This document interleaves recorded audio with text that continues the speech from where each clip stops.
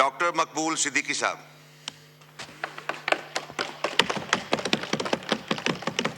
بسم اللہ الرحمن الرحیم. شکریہ جناب اسپیکر کہ آپ نے مجھے اظہار خیال کا موقع دیا، اور گو کہ اس وقت پاکستان کے جو حالات ہیں اور جو گفتگو کرنی تھی یہاں کے ماحول کی وجہ سے وہ گفتگو کرنا بڑی مشکل ہو جاتی ہے، لیکن میں پاکستان کو مقدم سمجھتے ہوئے اپنے سیاسی مفاد کے بجائے پاکستان کے استحکام کے لیے کوشش کروں گا کہ یہ ایوان جس کی ذمہ داری پورا پاکستان ہے ذمہ داری کا مظاہرہ کرے.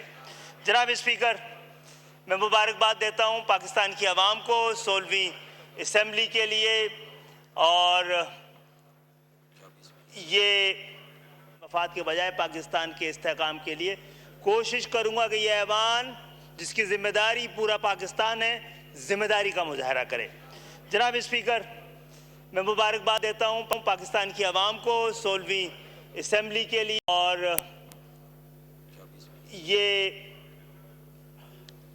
یہاں پہ منتخب لوگوں کو مبارکباد پیش کرتا ہوں جو پورے پاکستان سے پاکستان کی عوام نے منتخب کر کے یہاں بھیجے ہیں. میں مبارکباد دیتا ہوں اس ایوان میں ہونے والے انتخابات جس میں اسپیکر اور ڈپٹی اسپیکر منتخب ہوئے ہیں اور وزیر اعظم منتخب ہوئے، اور میں مبارکباد کا مستحق سمجھتا ہوں اپوزیشن میں بیٹھے ہوئے اپنے ساتھیوں کو کہ وہ تمام الزامات، اندیشوں، خدشوں اور شکایتوں کے باوجود انہوں نے اس ایوان میں جمہوری عمل کا حصہ بنے، اور ان کو مبارکباد. اور میں یہ بھی سمجھتا ہوں کہ ان کی شکایتیں، ان کے خدشات، اندیشے، الزامات، جناب اسپیکر آپ اس ایوان کے کسٹوڈین ہیں، آپ کو کوئی پارلیمانی کمیٹی بنانی چاہیے اس پہ بات چیت کرنے کے لیے، اس پہ تحقیق کرنے کے لیے. اسی طرح وزیر اعظم سے میں مطالبہ کرتا ہوں، ان سے درخواست کرتا ہوں کہ اس پہ آپ جوڈیشل کمیشن بھی بنا دیں تاکہ بات چیت کا، قانون کا، آئین کا راستہ اپنایا جائے شور کے راستے کے بجائے. اور یہ جو معاملہ ہے کہ یہ آئین پاکستان کی جمہوریت کا محور، سیاست کا مرکز ہے، اور سیاست کو گزشتہ 30-40 سال سے 50 سال سے یہ سیاست کو مداخلت کی شکایت رہی ہے. سیاست یہ سمجھتی ہے کہ مداخلت کی وجہ سے بار بار جمہوریت میں جو تعطل آتا رہا ہے، جو حکومت وقت سے پہلے رخصت ہوتی رہی ہیں، جو اسمبلی اپنی مدت پوری نہیں کر سکی ہیں، پاکستان کے تمام مسائل کی جڑ جس پہ بات کرنے جا رہا ہوں.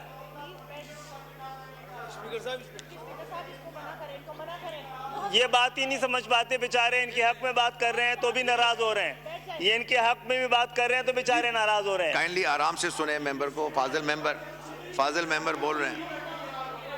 تو جناب عالی، بیٹھ جاؤ. لیکن جناب اسپیکر جی، آپ نے یہ کہا، کل یہ کہا گیا کہ ہماری شناخت، ہمیں یہ کہا گیا کہ ہماری شناخت فارم 47 ہے، فارم غلط لگا دیا. ہماری شناخت 9047 ہے، فارم 47 نہیں 9047 ہماری شناخت ہے، اور فارم 45 ہمارے پاس ہے، فارم 45 ہمارے پاس ہے. ہم تو کہہ رہے ہیں ان کی بات سنیں، لیکن یہ بات سننے کو خود تیار نہیں ہے. آج آپ کنٹینیو کرتے ہیں. جناب عالی، جناب اسپیکر 2000 آپ بیٹھیں پلیز، آپ بیٹھیں جناب. ابھی بیرسٹر گوہر صاحب نے بات کرنی ہے، آپ کے اسد پارٹی کے قیصر ممبر ہیں صاحب وہ بھائی. جو یہ بات بھی نہیں سنیں گے. بہرحال جناب نہیں، یہ نہیں کرو. جناب اسپیکر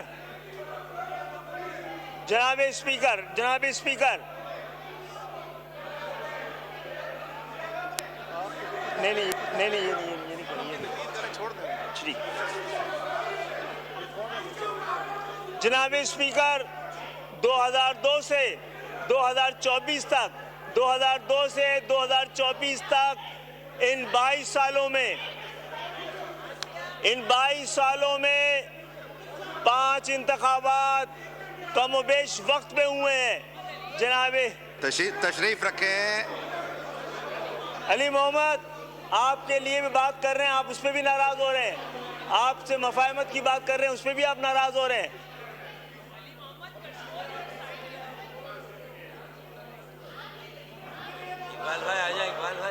بھائی آئے یار, آپ نے میری تقریر خراب کر دی.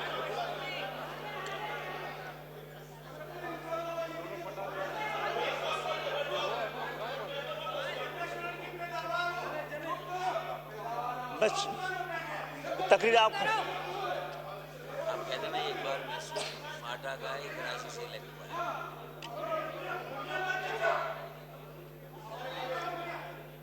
جناب اسپیکر, 2002 سے 2024 تک 22 سال سے انتخابات پاکستان میں الحمدللہ کم و بیش وقت پہ ہو رہے ہیں. ان 22 سالوں میں 4 ایوانوں نے اپنی مدت پوری کی ہے. 5 دفعہ انتخابات ہوئے ہیں, 4 ایوانوں نے اپنی مدت پوری کی ہے. ان 22 سالوں میں 4 مختلف جماعتوں نے وفاق میں حکومتیں بنائی ہیں. اور ہاں, یہ بات الگ ہے کہ وزیر اعظم اپنی مدت پوری نہ کر سکے. اب اس دفعہ 9 اور ان کو ملا کر 10 وزیر اعظم اس 22 سال میں بدلتے رہے. لیکن جو پاکستان کی سیاست کو شکایت تھی کہ جمہوریت کا تسلسل ان کو دستیاب نہیں ہوا, اس 22 سال میں جمہوریت کے تسلسل موجود رہا ہے. لیکن کیا یہ جمہوریت کا تسلسل خوشحالی, امن, استحکام کی ضمانت بن سکا ہے؟ نہیں بن سکا ہے. جناب اسپیکر, اس جمہوریت کے تسلسل کے بعد بھی ہم آج دیکھتے ہیں تو ہمیں کیا نظر آتا ہے؟ ہمیں تو آئین معذور, قانون مجبور, انصاف مفرور اور عدالتیں یرغمال نظر آتی ہیں. ہم یہ سمجھتے ہیں کہ اس 22 سال کے جمہوریت کے تسلسل کے بعد پاکستان بحرانوں کے بھور میں گھرا ہوا ہے. ہم یہ آج بلاول بھٹو صاحب نے بھی, وزیر اعظم صاحب نے بھی, ہم سب یہ کہتے رہے کہ پاکستان کا سب سے بڑا مسئلہ معاشی بحران ہے, سب سے بڑا بحران معاشی بحران ہے, مالی بحران ہے. لیکن سمجھنے کی بات یہ ہے کہ پاکستان کا سب سے بڑا مسئلہ, سب سے بڑا بحران معاشی اور مالی نہیں بلکہ نیتوں کا بحران ہے. اگر آپ خود ٹیکس ارب پتی لوگوں سے نہیں لیں گے, اگر زراعت ٹیکس نہیں دے گی, اگر آپ کو زراعت پہ ٹیکس نہیں لگانا ہے تو جاگیردارانہ نظام پر آپ ٹیکس لگائیں. جناب عالی, اس نظام کو بدلنے کے لیے ہمیں سب کو لے کے ساتھ چلنا پڑے گا. اس نظام کے بطن سے وہ کچھ برآمد نہیں ہوا جس کے لیے پاکستان بنایا گیا تھا. میں یہ سمجھتا ہوں کہ ٹریڈ ڈیفیسٹ اس وقت خطرناک صورتحال اختیار کر گیا اور کوئی آنے والے 20-25 سال میں اس کو درست کرنے کے کوئی امکانات نظر نہیں آتے. لیکن میں اس ٹریڈ ڈیفیسٹ سے زیادہ پریشان وہ ٹرسٹ ڈیفیسٹ ہے جو ہمارے درمیان, ہماری قوم کے درمیان موجود ہے. جناب عالی, مسئلہ ہم اس خطرے اور ہمیں ڈر ہے کہ پاکستان کہیں کو فائنینشل بینک کرپسی نہ ہو جائے. لیکن وہ جو مورل بینک کرپسی آلریڈی ہو چکی ہے اس پہ ہماری توجہ نہیں ہے. ہم کلیریکل ڈس آنیسٹی پہ تو قانون بناتے ہیں لیکن جو انٹلیکچوئل ڈس آنیسٹی اس ملک میں تباہی مچا رہی ہے اس پہ ہم نے کبھی غور نہیں کیا ہے. جناب اسپیکر صاحب, جو کچھ 4 دن سے اس ایوان میں ہو رہا ہے 2024 کی اسمبلی میں ہو رہا ہے, یہ 2018 کی اسمبلی میں بھی یہی ہو رہا تھا. فرق یہ تھا جو لوگ یہاں بیٹھے تھے وہ یہاں بیٹھے تھے اور جو یہاں بیٹھے تھے وہ وہاں بیٹھے ہوئے ہیں. یہی مسئلہ 2013 کی اسمبلی میں بھی تھا. وہ اسمبلی میں اس ایوان کے اندر سے شور باہر چلا گیا اور وہ دھمکی اور دھرنے سے اس ایوان پر دھواوے تک حالات وہی ہیں. یہ شور اور یہ شرابہ، یہ احتجاج، یہ جناب اسپیکر مجھے لگ رہا ہے کہ جمہوریت اپنا مقدمہ ہار رہی ہے. یہ ایوان اپنی حیثیت کھو رہی ہے. یہ شور پھر مداخلت کو آواز اور جواز دے رہا ہے اور اس کے بغیر کام نہیں بن پائے گا. آج بلاول بھٹو صاحب نے 18ویں ترمیم کے حوالے سے بھی بات کی ہے اور وزیر اعظم پاکستان سے درخواست کی ہے کہ وفاق سے مزید ڈیولوشن ہونا چاہیے.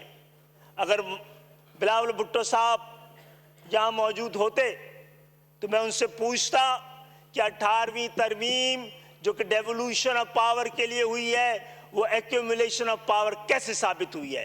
سب سے پہلے صوبے ڈیوالو کریں جو سبجیکٹ اس کو تھرڈ ٹیئر آف گورنمنٹ کو بھیجنے تھے. اور غیر معمولی حالات ہیں جناب اسپیکر، غیر معمولی حالات غیر معمولی اقدامات کے متقاضی ہیں. جناب کنزرویٹو ٹریٹمنٹ سے کچھ نہیں ہوگا، ملک کو ریڈیکل سرجری کی ضرورت ہے. فارم 47 ہم الحمدللہ فارم 45 رکھتے ہیں. جس کے بعد بھی فارم 45 ہے، مل کر اس انتخابات. اور معاملہ یہ ہے کہ کچھ لوگ کہتے ہیں اگر ان کی بات صحیح سمجھ لی جائے کہ ان کو ہرایا گیا ہے تو بھائی جس طرح جتوایا گیا تھا اسی لوگوں نے اسی طرح ہرا دیا ہے. 18 میں جس طرح جتوایا گیا تھا 24 میں اس طرح ہرا دیا گیا ہے. یہ مل کر بات کرنا چاہیے. جس نے آپ کو جتوایا تھا اس نے آپ کو ہروایا ہو. اگر آپ کی بات صحیح ہے تو 18 میں آپ جیتے تھے، 18 میں آپ جیتے تھے کیا؟ اور اس کے ساتھ ساتھ میں اس ایوان میں اپنے اس الیکشن میں اپنے شہید ہونے والے ساتھیوں کو، سوراب گوٹ کے حمید اللہ کو، منگو پیر کے محمد نیاز کو، مچھر کالونی کی محبوب الاسلام کو، نازم آباد کے احمد فراز کو اور سراج الاسلام کو بھی خراج تحسین پیش کرتا ہوں کہ وہ جمہوریت کے راستے کے شہید ہیں. بہرحال ہم یہ سمجھتے ہیں کہ جب تک سیاسی قوتوں کے درمیان گفتگو شروع نہیں ہوگی تو پھر ہمیں کوئی اور بیٹھائے گا، گھر بھیجے گا. پاکستان کے اندر جمہوریت ایک بار پھر ڈیریل ہو جائے گی. ان رویوں کے ساتھ جمہوریت نہیں چلتی ہے. اور پاکستان میں اگر آپ کو ساتھ دینا ہے ہم آپ کا ساتھ دیتے ہیں.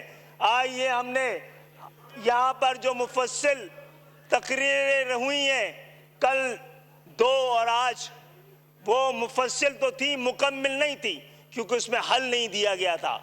کوئی نسخہ نہیں بتایا گیا تھا کہ پاکستان کے ان مسئلوں کا حل کن نسخوں سے علاج ہوگا. الحمدللہ ایم کیو ایم نے ایک نسخہ کیمیا لا کے دیا ہے.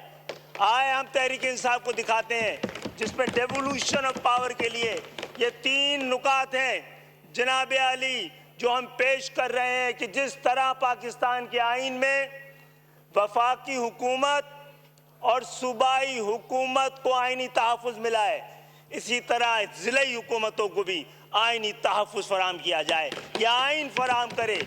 جس طرح پاکستان کے آئین میں وفاقی حکومتوں اور صوبائی حکومتوں کے محکمے اور اختیارات درج ہیں، اسی طرح ضلعی حکومتوں کے بھی محکمے اور اختیارات آئین میں درج ہوں. آئین حفاظت کرے پاکستان کی جمہوریت کی اور اس آئین کو اس قابل کیا جائے کہ عام پاکستانی کی حفاظت کر سکے. ہمارے اس آئینی ترمیم میں اس بات کو پابند کیا گیا ہے کہ این ایف سی ایوارڈ کو پی ایف سی ایوارڈ کے ساتھ مشروط کیا جائے اور آئین وفاق کو، صوبے کو اور ضلع کو ایک ہی فارمولے کے تحت وسائل فراہم کرے. اور ہم یہ چاہتے ہیں کہ جب تک پاکستان میں بنیادی جمہوریت نہ ہو، ضلعی حکومتیں نہ ہو، عام انتخابات کو کرانا ممکن نہ ہو. بات بہت کرنی تھی لیکن بات اگر ایوان میں نہیں ہوگی اور وہ ایوان سے باہر ہوگی تو ہماری آواز پہلے بھی بہت توانا رہی ہے. اس پاکستان کے خاطر ہم نے بھی بڑی قربانیاں دی ہیں. लाखों जानों की कुर्बानी दी है, इस जमहूरियत की खातिर भी कुर्बानियां दी हैं। और इसके बावजूद हमने पाकिस्तान को हमेशा हम पाकिस्तान जिंदाबाद के नारे के साथ खड़े रहे हैं। ये हम ही थे कि जब पाकिस्तान की हुर्मत और अपने लीडर के दरमियान हमें फैसला करना पड़ा तो हमने पाकिस्तान के हक में फैसला किया है। और आज भी हम पाकिस्तान को कहते हैं कि और कितनों का लहू चाहिए तुझे अर्ज़े वतन, जो तेरे आरिज़े बेरंग को गुलनार करे। कितनी आहों से कलेजा तेरा ठंडा होगा, कितने आंसू हो जो तेरे सहराओं को गुलजार करें, कितने पैमानों के पुर्जे हुए तेरे ऐवानों में, कितने ख्वाब थे जो तेरी शाहराओं में संसार हुए। हम तो मजबूर वफा हैं, मगर है जाने जहां अपने उस शाख से कोई ऐसा भी करता है। बहुत बहुत शुक्रिया। सब्सक्राइब करें और बेल दबाएं ताकि कोई खबर रह न जाए।